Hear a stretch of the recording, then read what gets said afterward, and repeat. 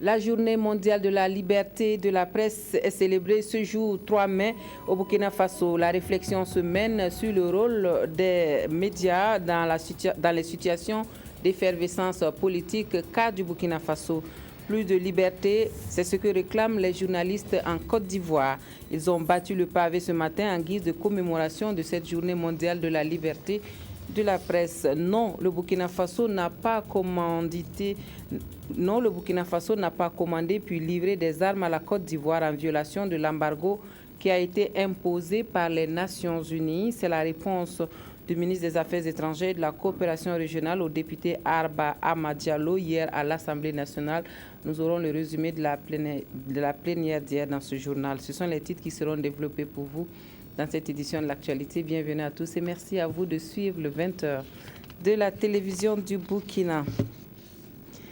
Aujourd'hui, 3 mai, journée mondiale de la liberté de la presse. Une journée pour rappeler que la liberté des journalistes est encore trop souvent bafouée à travers le monde. Au Burkina Faso, l'on s'interroge sur le rôle des médias dans les situations d'effervescence politique. C'est une célébration marquée par une déclaration dite du 3 mai et un panel sur le thème. La synthèse de la cérémonie ce matin à Ouagadougou avec Jacques Lamissa Tarpara. La journée mondiale de la presse célébrée au Burkina Faso est un moment d'introspection et d'interpellation. L'activité pilotée par le Centre national de presse Norbert Zongo est marquée par la déclaration du 3 mai. Il est reconnu que les médias d'information, qu'ils soient privés, publics ou communautaires, sont particulièrement importants. Ils aident la société à définir le sens du développement, y compris sa relation avec les droits de la personne et les valeurs démocratiques. Ils contribuent à déterminer l'ordre du jour et à informer le public. En outre, ces médias ainsi que ceux qui contribuent au journalisme public, y compris les médias sociaux, assurent une veille pour le compte de la population, scrutant les personnes qui sont au pouvoir, exposant des malversations et promouvant la transparence. Ce rôle fort important des médias requiert une sécurité des journalistes dans l'exercice de leurs fonctions informées. Du point de vue du développement, la sécurité des journalistes est fondamentale si l'on veut que ces fonctions soient assurées. Cependant, il faut noter qu'en fin 2013, l'UNESCO avait comptabilisé 65 journalistes assassinés pour l'année 2013. Les années précédentes, seuls quelques-uns de ces tueurs ont été traduits en justice. La sécurité des journalistes dans une société reflète la solidité de l'état de droit, élément vital pour tout gouvernement chargé de promouvoir le développement.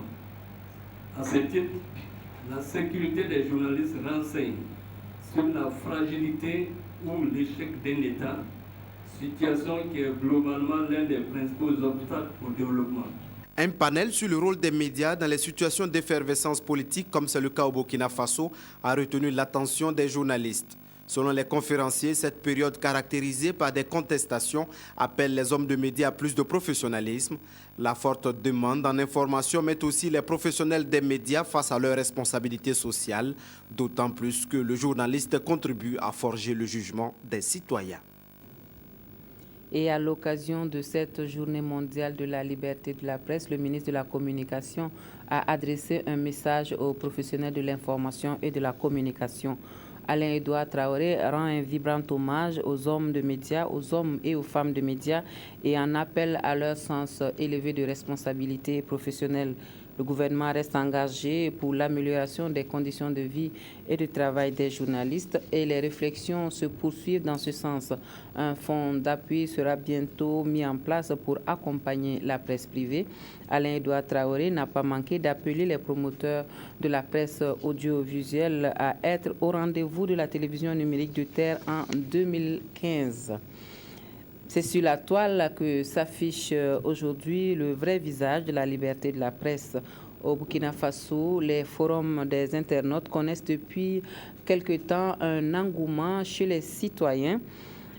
Pour nombre d'entre eux, c'est une tribune d'expression de la pluralité d'opinions. Mais comment fonctionnent ces forums? Comment se fait la régulation pour ne pas heurter les différentes sensibilités? Autant de questions qui ont intéressé Adama Coulibaly et il tente ici d'apporter des réponses à travers ce dossier qu'il nous propose.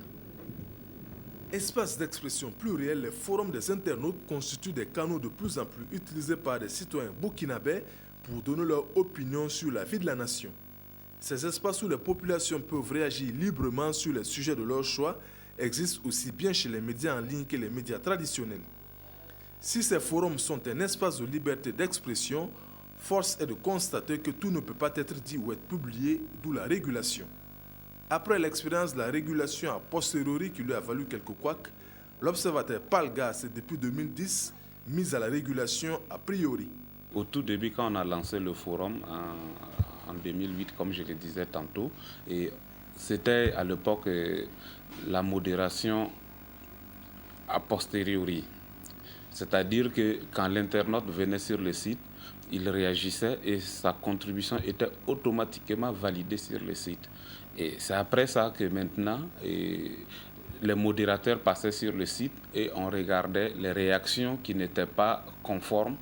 On procédait à leur suppression sur le site.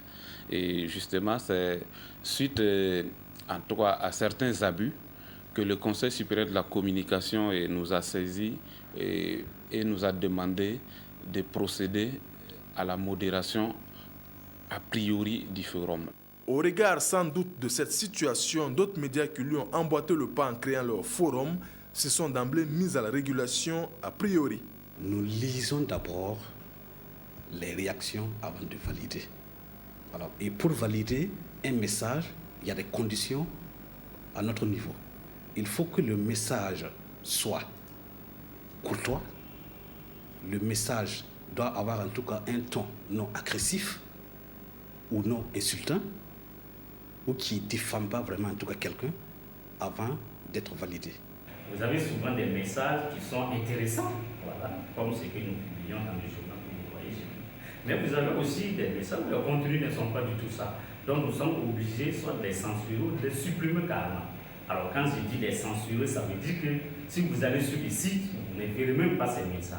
Parce qu'il y a un travail qui est fait en amont. C'est-à-dire que l'administrateur du site, qu'on appelle probablement webmaster, lui, il a une plateforme privée sur laquelle il reçoit effectivement les différents messages, les différents posts venant de tous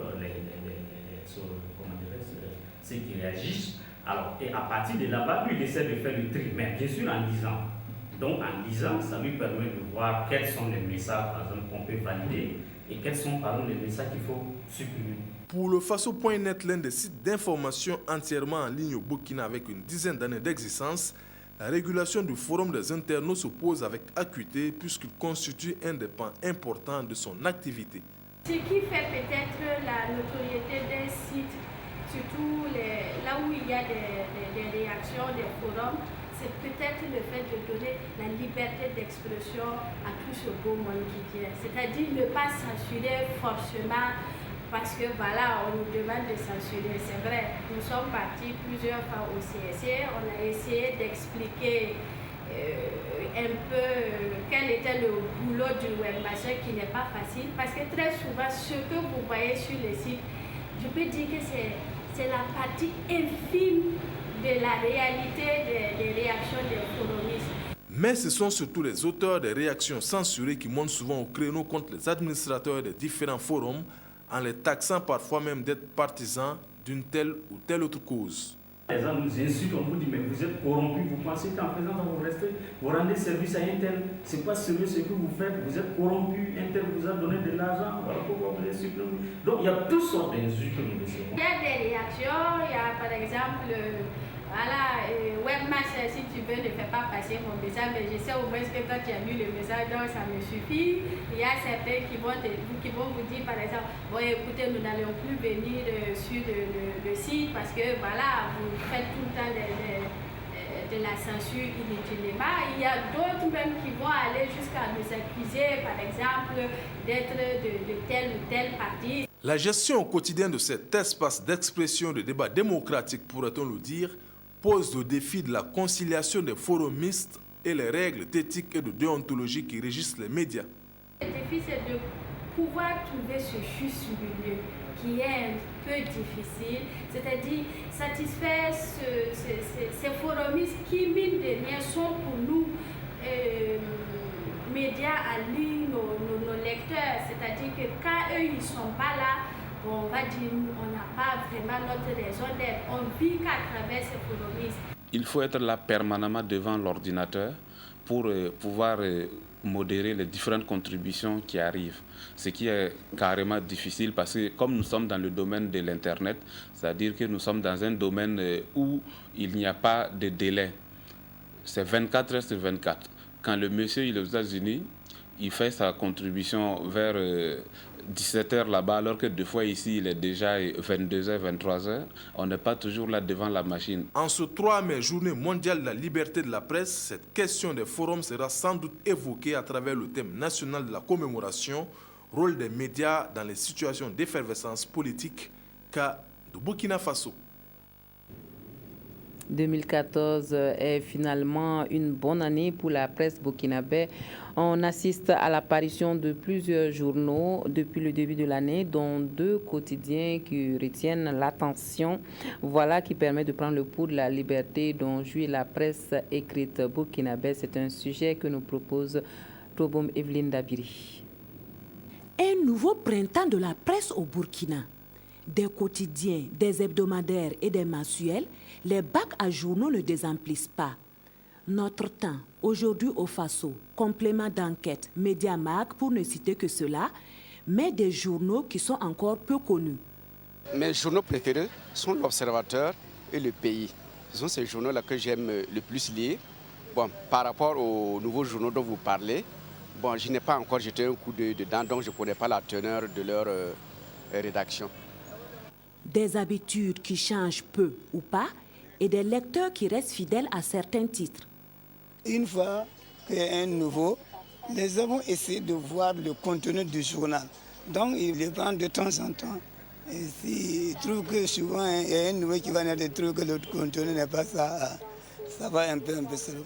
Les anciens journaux continuent à bien sortir que les nouveaux. Les derniers nés des quotidiens d'information généralistes, Notre Temps et Aujourd'hui au Faso, sont nés dans un contexte de remous politique et certaines langues les rattachent aisément à des partis politiques. Mais ces journaux se targuent de n'être d'aucune obédience politique. Et à Notre Temps, comme à Aujourd'hui au Faso, chacun affiche sa spécificité au-delà des difficultés communes d'impression et de distribution. C'est un journal indépendant. Nous avons voulu donner un plus au lecteur. D'abord, il est spécifique parce que, comme je le disais tantôt, ce journal-là est tout blanc. Il est spécifique par rapport à d'autres. Ça, c'est la forme.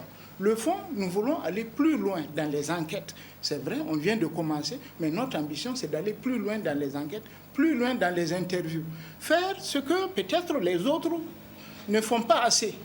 J'ai développé un concept qui s'appelle les news d'aujourd'hui, où je fais passer des brèves. Ça peut être des informations confidentielles ou ça peut être aussi des informations institutionnelles connues de tous. Aujourd'hui, le Faso ne va pas faire des louanges inutiles. Nous n'allons pas utiliser la brosse à reluire, mais autant nous n'allons pas faire de la critique facile. Une effervescence dans la parution qui n'est pas pour déplaire. C'est une bonne chose parce que ce n'est pas toutes les informations qui sont portées dans tous les journaux. Tu peux trouver une information dans un journal que tu ne trouveras pas dans un autre journal. Moi, je pense que si il y a beaucoup de journaux de la démocratie, et s'il y a moins de journaux, bon, moi, je pense que quelques électeurs n'aiment pas ça. Mais comme il y a beaucoup de journaux, ça va permettre aux gens de prendre connaissance des bons journaux qui est sur le marché. Maintenant, c'est aux électeurs de juger les numéros qui est bon, les numéros qui est mauvais. C'est aux électeurs maintenant de juger. Est-ce que tel journal est bon, tel journal donne vraiment les informations, mais c'est des journalismes de rue. Bon, c'est aux électeurs de juger les journaux. Mais la parution plurielle n'est pas la finalité de la presse. En tant que lien social, cette presse se doit de donner l'information juste en n'oubliant pas que les lecteurs ont eux aussi leurs propres opinions. Ce que je voulais voir dans les journaux, je veux voir les vraies informations. Mais il ne faut pas nous donner les informations de rue. Un journaliste doit aller sur le terrain, prendre connaissance, les preuves, avant de donner les informations aux gens. Il ne faudrait pas que les gens disent, vous écoutez les gens disent et faites l'article. C'est très dangereux. Il faut dire qu'il y a néanmoins aussi des moutons noirs dans la profession parce que, bon, le peu que j'ai pratiqué dans ce métier, bon, beaucoup de gens se prétendent journalistes. On a un peu les moyens, bon, on se lance dans le journalisme, et, ou bien on veut vous donner des leçons de journalisme. Et ça fait que souvent, il y a des dérapages, et souvent les gens ne nous prennent pas au sérieux. Et ce sont ces dérapages que le CSC, le Conseil supérieur de la communication, a pour tâche de cadrer. Et si le droit d'expression, de produire et de publier existe au Burkina, reste aux journalistes de l'exercer en faisant voir ou entendre ce qui est ou doit être sous la vigilance du CSC. Cette liberté de publication et d'expression qui tire son origine du principe de la déclaration préalable contenue dans le Code de l'information ne fait pas toujours l'unanimité. Je puis affirmer qu'il y a la liberté de la presse existe au Burkina Faso parce que quand vous regardez le ton, la pluralité des titres, il y a quand même une certaine liberté de presse. Et puis le lecteur vraiment fera son choix. Il y aura une sélection naturelle parce que bon, les lecteurs aujourd'hui sont très exigeants. Ils sont très exigeants et quand ils vous lisent 2, 3 fois, ils voient que ça ne vole pas haut, ben, ils ne vont plus vous prendre. Il y a une relative liberté de presse. La liberté de presse n'est jamais absolue, elle est toujours relative. Mais en tout cas au Burkina, elle existe pour que les journalistes au moins puissent travailler dans de bonnes conditions. Mais la liberté de presse suppose aussi une liberté financière. Vivement que ça se passe parce que bon, la liberté de la presse c'est une bonne chose. Mais quelle que soit la ligne éditoriale des différents médias, souhaitons que la date du 3 mai qui célèbre la Journée internationale de la liberté de la presse soit aussi celle de l'interpellation des journalistes à leurs responsabilités sociales. En Côte d'Ivoire, les journalistes, les hommes de médias étaient dans les rues pour commémorer cette journée. Dans les rangs des marcheurs, journalistes, patrons de presse, responsables d'organes de régulation, mais aussi la ministre de la Communication. L'appel de l'Union nationale des journalistes de Côte d'Ivoire a donc été bien entendu et ce matin, on a marché pour réclamer plus de liberté. Dans une ambiance festive, les journalistes ivoiriens arpentent le bitume. Ils exigent du gouvernement de mettre fin aux entraves à la liberté de la presse. Parmi la centaine de manifestants, des victimes de la répression policière. J'ai été mis en garde à vue l'année dernière parce que j'avais écrit un article sur un avocat qui se réclame l'avocat du RDR. Et ils m'ont amené à la brigade de sécurité où j'ai passé au moins 13 heures de temps. Les journalistes de Côte d'Ivoire célèbrent cette année la Journée internationale de la liberté de la presse dans un contexte particulier. Leur pays passe de la 96e à la 101e place au classement mondial de la liberté de la presse, établi par Reporters sans frontières. L'association dénonce ainsi la multiplication de sanctions prises par les autorités à l'encontre des médias privés. Le gouvernement ivoirien s'en défend. On ne peut pas exercer sa liberté pour un journaliste en toute impunité. On ne peut pas exercer sa liberté en toute irresponsabilité. On ne peut pas exercer sa liberté sans tenir compte du professionnalisme, sans respect de l'éthique et de la déontologie. L'année dernière, plusieurs journaux ivoiriens proches de l'opposition ont été suspendus par le Conseil national de la presse. Les associations ivoiriennes de défense de la liberté des journalistes suggèrent au gouvernement d'abandonner la répression et de privilégier la formation des hommes des médias. On va multiplier la sensibilisation des journalistes. Les journalistes sont des gens suffisamment intelligents, suffisamment matures, qui savent quel est l'intérêt de leur pays. Ils savent jusqu'où doit s'arrêter leur liberté en ce qui concerne la défense des intérêts majeurs de leur pays. L'année dernière, 2 journalistes ivoiriens ont trouvé la mort dans des conditions non encore élucidées. La presse locale redoute l'année 2015, l'année de l'élection présidentielle en Côte d'Ivoire. Voilà pour ce qui est de la commémoration de cette journée mondiale de la liberté de la presse. Autre point de l'actualité à présent, non, le Burkina Faso n'a pas commandé puis livré des armes à la Côte d'Ivoire en violation de l'embargo imposé par les Nations Unies. Ce sont là les propos du ministre des Affaires étrangères et de la coopération régionale.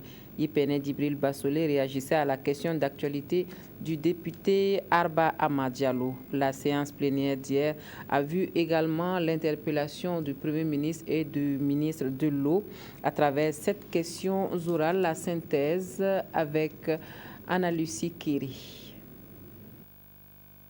C'est par la question d'actualité du député Arba Ahmad Diallo qu'a débuté la série de questions adressées au gouvernement. Une question d'actualité qui fait référence au rapport du groupe des experts des Nations Unies accusant le Burkina Faso d'avoir livré des armes à la Côte d'Ivoire en violation de l'embargo qui a été imposé par les Nations Unies. Donc nous aimerions bien que l'opinion soit vraiment rassurée que ces allégations sont des allégations mensongères auxquelles le gouvernement apporte le refus, le rejet le plus catégorique. Nos services prendront le temps d'élaborer un rapport en bonne et due forme pour le groupe des experts. Mais en attendant, ce que je peux en dire, c'est que jamais le Burkina Faso n'a violé cet embargo. Tout ce qui a été fait en toute transparence et visait en particulier à aider ce pays frère à retrouver la paix, la stabilité, en même temps que les intérêts de nos communautés vivant en Côte d'Ivoire sont protégés.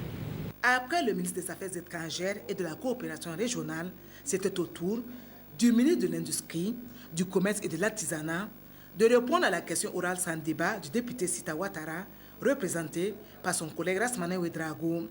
Cette question orale adressée au Premier ministre porte sur les mesures prises par le gouvernement pour un contrôle efficace de l'importation des produits chimiques utilisés dans les secteurs agricoles et miniers.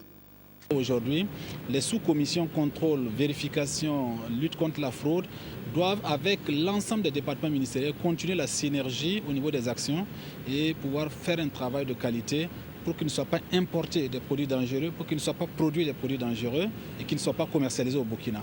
Le ministre de l'Eau, des Aménagements hydrauliques et de l'Assainissement était interpellé par la représentation nationale à travers 6 questions orales, dont 3 questions avec débat. Les 4 questions orales du député Alidou Sanfo tournaient autour de l'assainissement, de la qualité et de la disponibilité de la ressource en eau. Comment le gouvernement envisage-t-il programmer les investissements afin d'assurer une équité dans l'accès à l'eau potable et à l'assainissement, tant dans les régions que dans les communes? Maintenant, le ciblage se fera désormais au niveau de la commune même, parce que la commune connaît le nombre de villes, les sites où il faut implanter les forages, où il faut implanter les latrines, et je pense qu'en cela, on pourra améliorer vraiment nos prestations. Les députés Isiaka, Boukari Maïga et Benewene Stanislas Sankara vont également s'intéresser à l'accès adéquat à l'eau potable, l'assainissement et aux coupures d'eau. Déjà en 2014, on sent ce manque-là, et cela nous a amené à revenir sur la station de pompage, par exemple, qui date de 1954 à Paspanga, qu'on avait abandonnée. Parce que quand on a vu que Ziga n'arrivait plus à satisfaire, on a réhabilité cette station et ça nous donne un volume de stockage additionnel de 15 000 m3 jour. Le ministre Mamounata Belem Ouedraogo et différents intervenants ont suggéré qu'on érige le secteur de l'eau en un secteur prioritaire et qu'on puisse doter le département de moyens suffisants pour lui permettre d'atteindre ses objectifs. Et la gestion efficiente de l'eau dans le bassin du Moun, on en a parlé à Dédougou.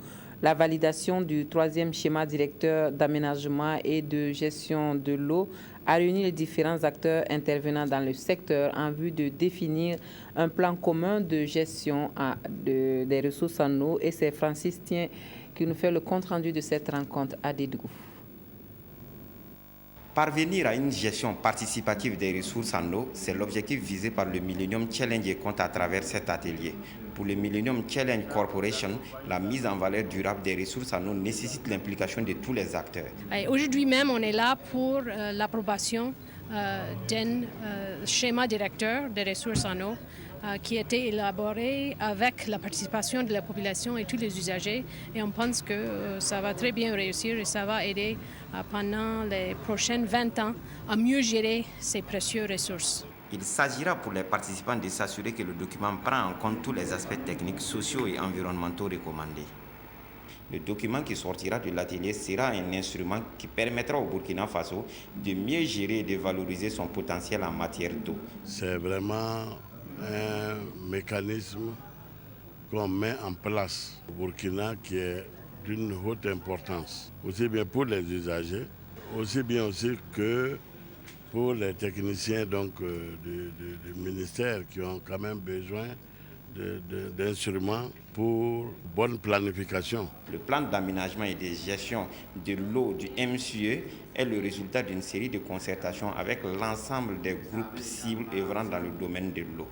Le projet profitera à environ 5 millions de personnes et visera à réduire la pauvreté dans le bassin du Mouhoun.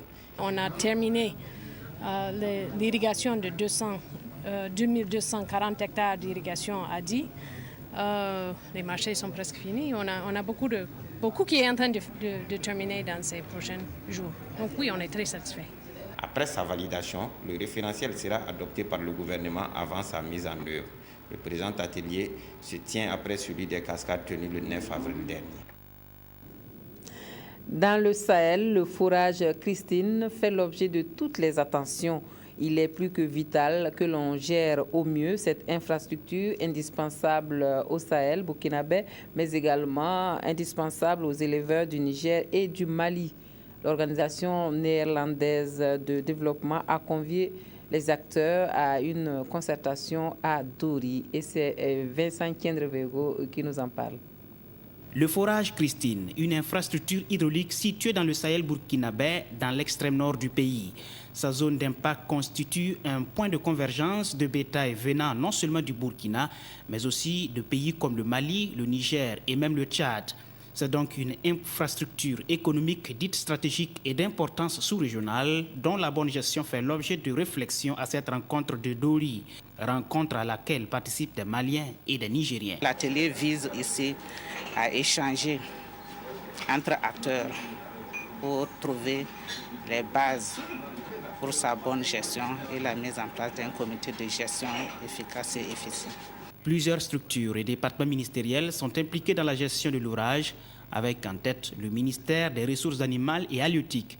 Mais ce projet de bonne gouvernance du forage est coordonné par la SNV, l'organisation néerlandaise de développement. Et comme vous savez, c'est une ressource naturelle.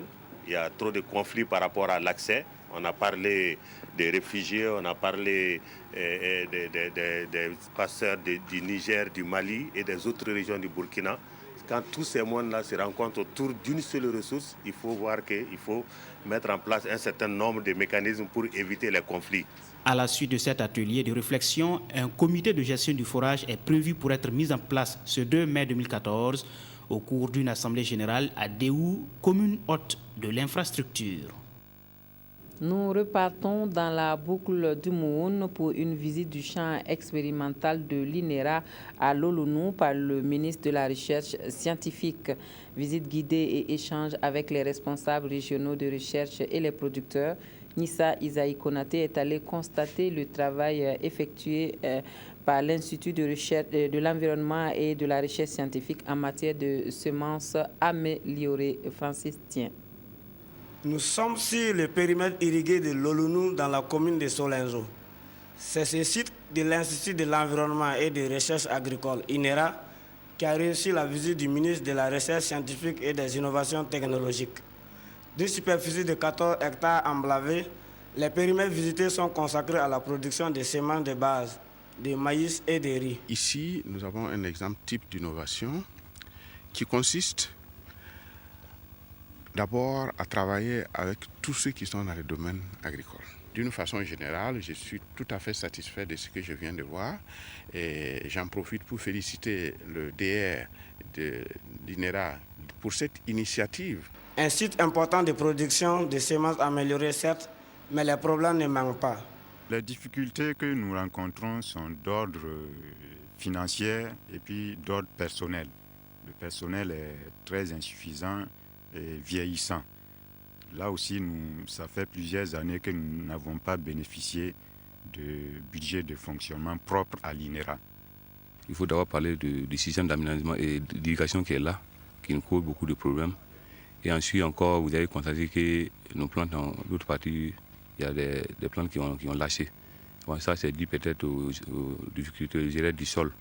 Bon, nous, en tant que producteurs, on ne peut pas comprendre ça. Mais comme la recette est là, ils vont pouvoir vraiment analyser le terrain pour savoir ce qui s'est passé exactement. Malgré les difficultés rencontrées, les producteurs installés sur ces sites comptent récolter 10 tonnes de semences en maïs et 9 tonnes pour les riz. C'est Siriki Milogo qui nous a résumé cette visite du ministre de la Recherche scientifique sur le champ expérimental de l'INERA. Les laboratoires pharmaceutiques Proliov vont désormais conditionner et commercialiser leurs produits sur place au Burkina Faso, et cela à partir du 10 mai prochain. L'information a été donnée à la presse. Nathalie Savadogo Nabaloum. Le Burkina Faso est le premier point de chute en Afrique subsaharienne pour les laboratoires Probionov après l'Afrique du Nord et du Sud.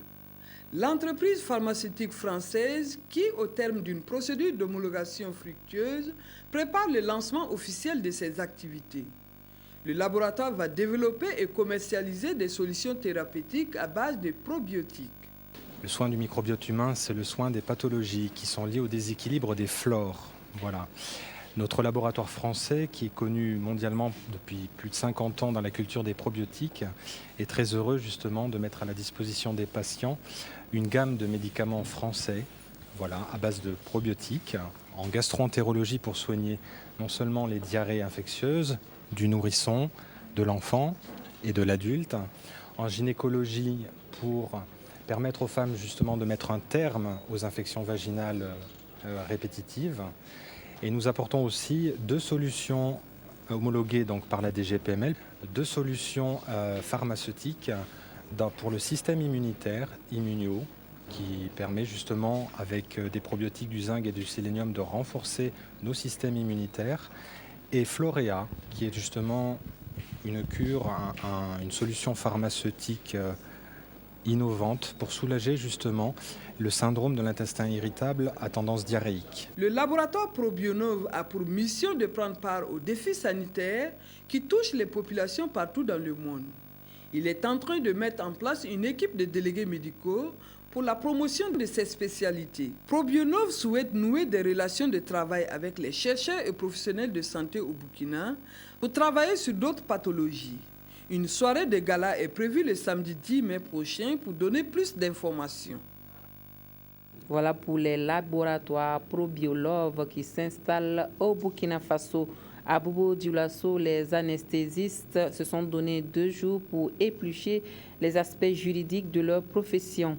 Les 48 heures de l'Association des agents spécialistes en anesthésie et réanimation du Burkina ont mis en exergue les questions de sécurité anesthésique dans ses aspects juridiques et techniques. Kadou Romenki. Échange interprofessionnel sur la sécurité anesthésique, aspects juridiques et techniques. C'est la cause qui a réuni ces agents de la santé spécialisés en anesthésie et en réanimation. Pendant 48 heures, ils vont s'enrichir mutuellement en termes de partage d'expérience. Après nos formations professionnelles, nous n'avons plus un cadre idéal comme ça où nous pouvons nous retrouver pour des échanges d'expérience. Et puis bon, il faut dire que la médecine aussi, c'est une science qui évolue.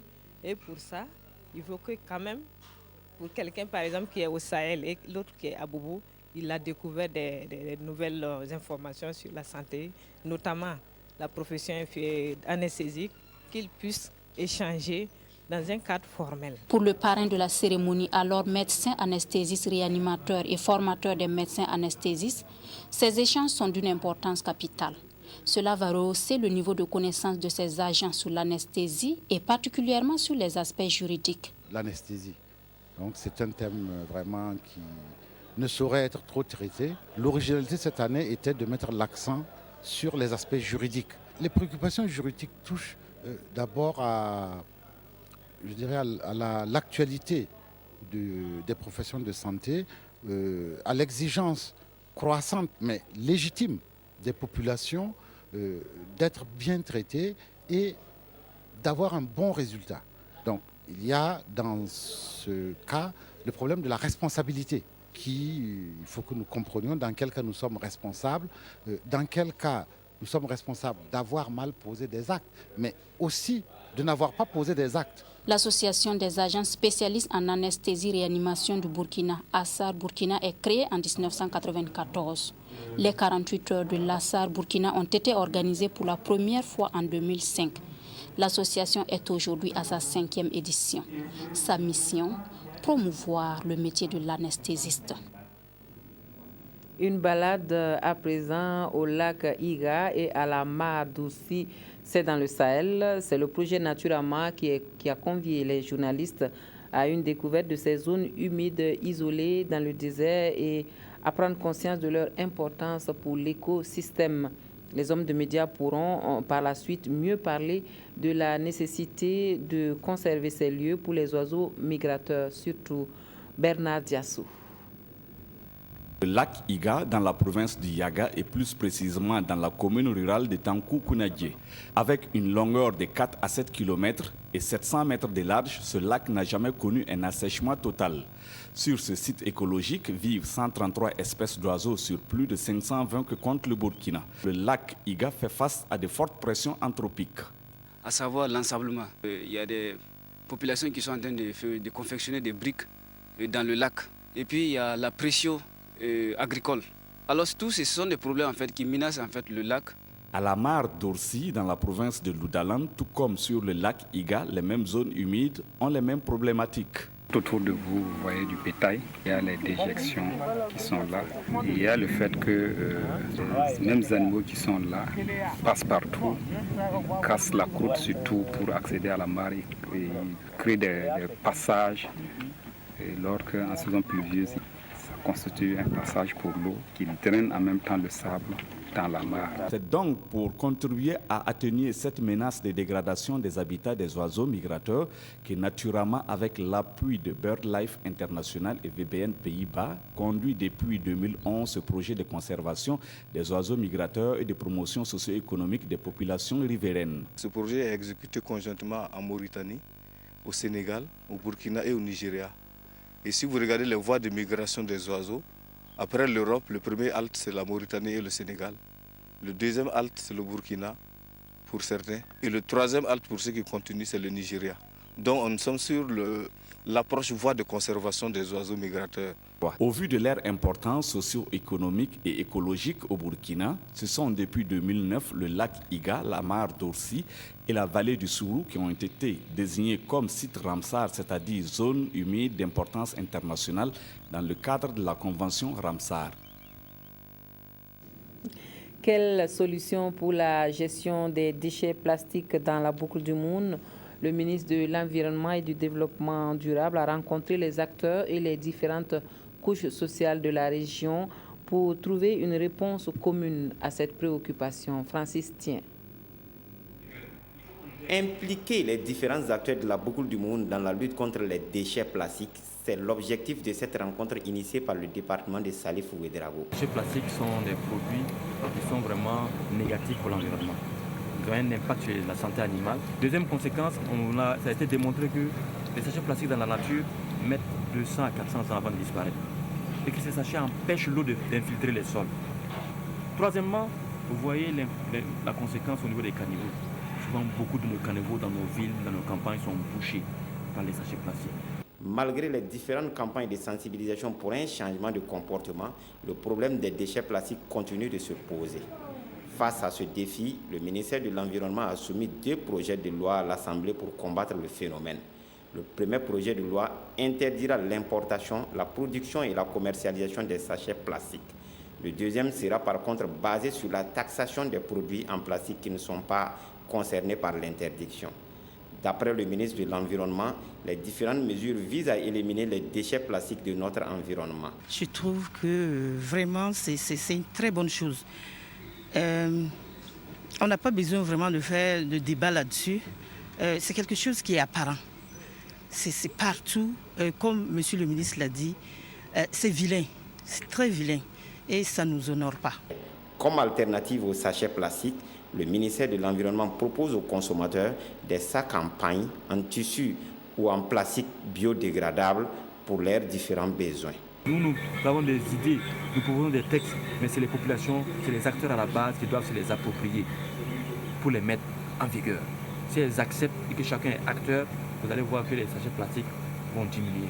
Parce que c'est une question de sécurité nationale. Les échanges se poursuivront dans les autres localités du Burkina Faso durant les jours à venir. Et pour terminer, l'église biblique de la vie profonde annonce la venue prochaine à Ouagadougou du père fondateur de cette église pour une croisade de miracles qui se déroulera du 9 au 10 mai. Et c'est l'information en tout cas qui a été donnée à la presse ce matin en présence de Yolande Lampo. Le pasteur William Koumouyi, père fondateur et surintendant général de l'église biblique de la vie profonde, sera en visite à Ouagadougou du 8 au 10 mai prochain. Seconde du genre après celle de 2006, cette visite s'inscrit dans le cadre d'une tournée évangélique qu'il organise dans les pays de l'Afrique de l'Ouest. Ainsi, après le Ghana, le Bénin, le Togo, c'est au tour du Burkina Faso de recevoir ce éminent orateur, plus connu sous le nom d'apôtre de la sainteté ou de la parole. Aujourd'hui, le monde est malade. Et la première maladie, la maladie la plus dévastatrice, la plus dangereuse, c'est la maladie du péché. Et voilà pourquoi il vient premièrement pour proclamer la parole authentique de Dieu. Cette parole est la puissance de Dieu qui apporte le salut dans l'âme. Le Burkina Faso a vraiment besoin de la touche divine, dira le pasteur national, et cette croisade est une occasion pour la population de découvrir l'immensité de la grandeur du Très-Haut. Organisée sous le thème « L'explosion de la puissance de Dieu pour des miracles extraordinaires », cette croisade se tiendra au siège de l'église biblique de la vie profonde à Ouayalguin et connaîtra la participation des églises sœurs du Bénin, du Niger et du Togo. Voilà qui met fin à ce journal. Merci à vous de nous avoir suivis. Un excellent week-end à tous et à toutes. À demain.